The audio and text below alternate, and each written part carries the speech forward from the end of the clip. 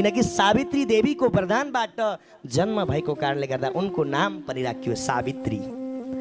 अनि शुक्ल पक्षको चन्द्रमा जस्तै प्रतिदिन बढ्दै बढ्दै बढ्दै गइन्। कति सुन्दरी थिइन्, अत्यन्त सुन्दर थिइन् उनी। समय बित्दै गयो, बित्दै जाँदा अब उनको विवाह गर्ने बेला पनि भएछ। उनले एकजना दुत्सेन नाम गरेका पुत्रका छोरासँग विवाह गर्ने विचार गरिन् सावित्रीले, जसको नाम थियो सत्यवान नाम गरेका त्यो दुत्सेनका पुत्रको नाम थियो सत्यवान। धेरै धार्मिक थिए, परोपकारमा मन लगाउँथे। सानै उमेरमा भए पनि विवाह गर्छु भनेर ती सावित्रीले सत्यवानसँग विवाह गरे सज्जन। विवाह गरेपछि कोही यस्तो विडम्बना आउँछ सज्जन। समय राम्रो चल्दै जाँदै थियो, तर दैवको लीलालाई कसैले पनि बुझ्न सक्दैन। जब काल आउँछ हाम्रो अगाडि, त्यतिखेर हामीले रोएर हुँदैन, कराएर हुँदैन। आयो टप्पे टिप्यो, लाग्यो मिति पुगो, टारेर टर्दैन त्यो। कसैले टारेर टर्नेवाला छैन।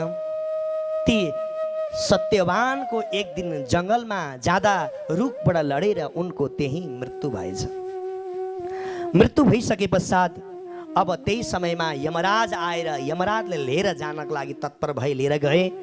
त्यही समयमा उनले यमराजलाई विभिन्न प्रश्नहरू यहाँनिर गर्न थालिन् कि मेरो पतिलाई हजुरले लान पाउनु हुँदैन, मेरो पति भर्खरको हुनुहुन्छ, हाम्रो विवाह भएको भर्खर 1 वर्ष मात्र हुँदैछ, हाम्रा धेरै कर्महरू छ, हामीले गर्नुपर्ने कर्तव्य धेरै छ, त्यस कारणले गर्दा मेरा पतिलाई लानको लागि म दिन्न भनेर त्यहाँनिर भन्दा, त्यसो भन्दाखेरि त्यतिखेर यमराजले भन्छन्, हेर देवी, तिमीले यस्तो कुरा गर्न मिल्दैन, अवधि पुगिसकेपछि जानै पर्छ।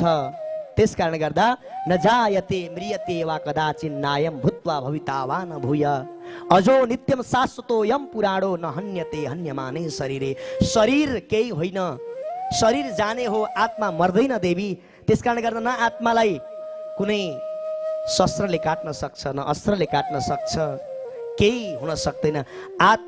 आत्मालाई केही हुन सक्दैन, शरीर मात्र जाने हो। त्यस कारणले गर्दा तिमी चिन्ता नगर भनेर भन्दा यहाँ सावित्री धेरै प्रश्न राख्नु भयो। देवी सुन्नुहोस् भक्तजन, अत्यन्त सुन्दर सुन्दर प्रश्नहरू यहाँनिर राख्नु भएको छ।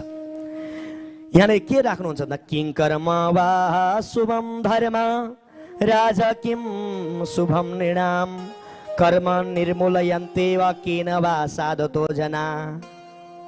यहाँ प्रश्न गर्नुभयो, हे धर्मराज, मनुष्यको कुन कुन शुभ कर्म हो, कुन अशुभ कर्म हो,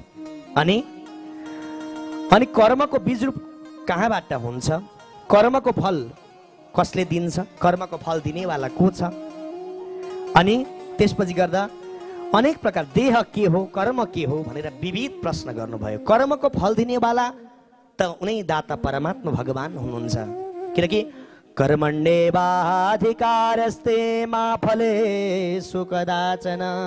कर्म गर, फलको आशा नराख है कहिले पनि। म यो पूजा गर्छु, पाठ गर्छु, तर यसबाट मैले केही पाउँछु कि भनेर होइन सज्जन।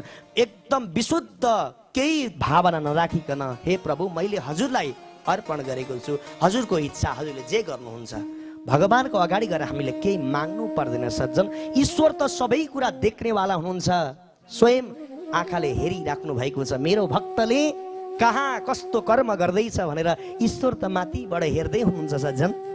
त्यति भनिसकेपछि यमराजले भने, वेदेन विहितं कर्मं तन्मन्ये मङ्गलं परम अवैदिकं तु यत् कर्म तदेव शुभमेव च। वेद विहित कर्म परम मङ्गलमय, वेदबाट विहित भएको कर्म, वेदले त्यागेको कुरा चाहिँ त्यो चाहिँ असत कर्म हो। वेदले चाहिँ प्रतिपादन गरेको कर्म त्यो चाहिँ सत्कर्म हो। वेदले भनेको छ हो यो कर्म गर्नु हुँदैन भन्दा भन्दै यदि जबरजस्ती गरिन्छ भने त्यसको उल्टो फल हामीले भोग्नु पर्दछ।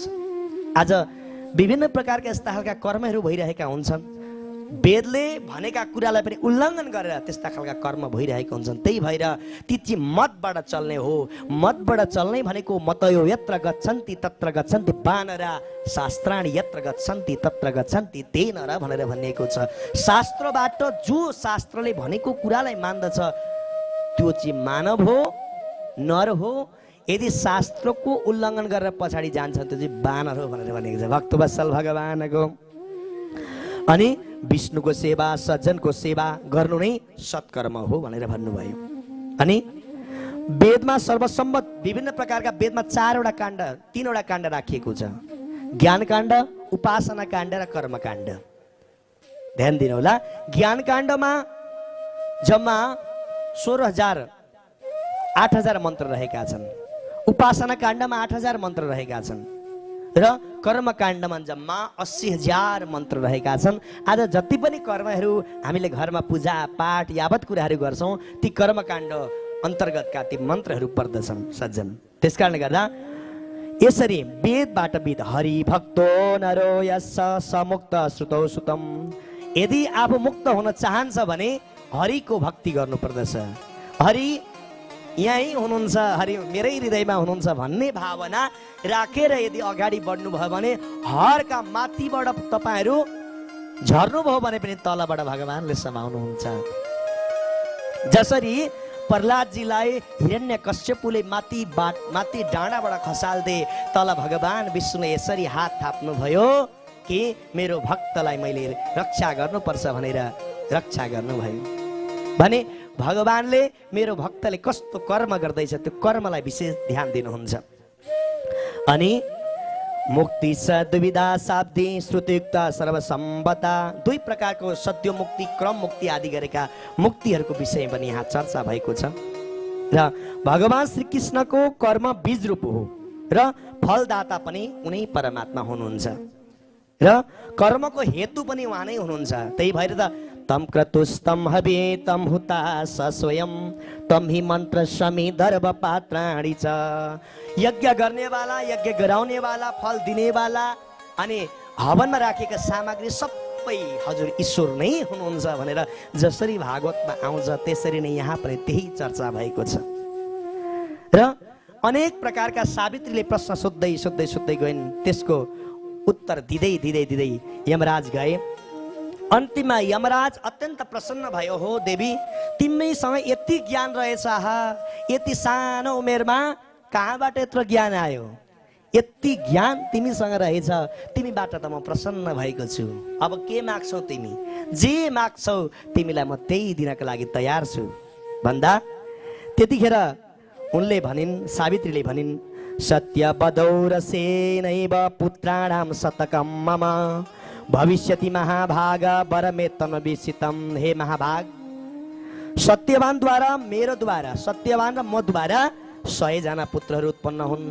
हेर्नुहोस् है, अब जब उनको मृत्यु भइसकेको छ, उनी यमलोकको बाटोतर्फ जाँदैछन्, त्यतिखेर उनलाई यमराजलाई प्रसन्न बनाएर यमराजबाट उनले वरदान आफूलाई लिन खोज्दैछन्।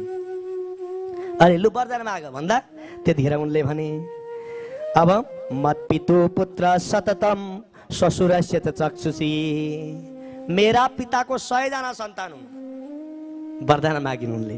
अनि ससुरस्य च चक्षुषी, मेरो ससुरा बाको आँखा छैन, आँखा दिनु पर्दछ, आँखा दिनु होला। अनि राज्य गुमेको छ, त्यो राज्य पनि हजुरले प्रदान गरिदिनु पर्छ।